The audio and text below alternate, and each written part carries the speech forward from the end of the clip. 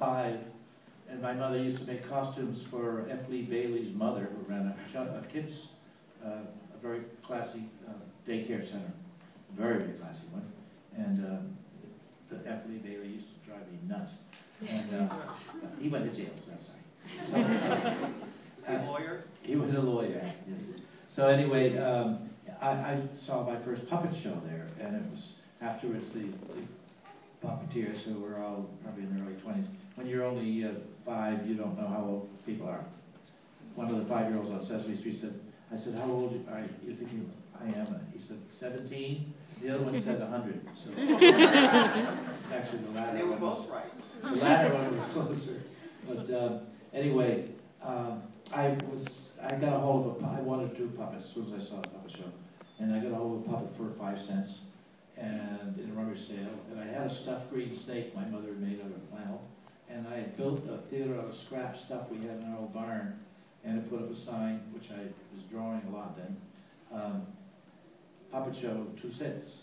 And 16 people came. So I got rich at the end of the day. And that was in 1942. 32 cents would take you to the movies 3 times. You would get at least 12 pieces of candy. You got for a penny. Them days are going forever. So my mother took pity on me. She grew up in England, used to see Punch and Judy shows on the beach at Blackpool. And so she built me a Punch and Judy show, unbeknownst to me, while I was off at school. So all these beautiful puppets, Punch, Judy, the baby, the policeman, the hangman. So she did out the script for me and built a theater. So I still have that theater. It's a little too little for me now. But I started giving puppet shows. By the time I was 12, I started doing my birthday parties. And I put myself through art school with them. And sometimes I had to do actual work.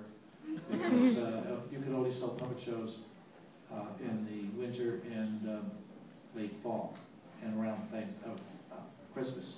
After that, you starve.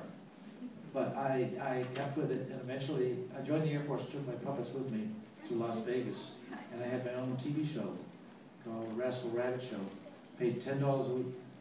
People think if you're on television you're going to be rich, but don't count on it. But the day that Jim hired me, I said, how much shall I get paid? He said, we have a tradition.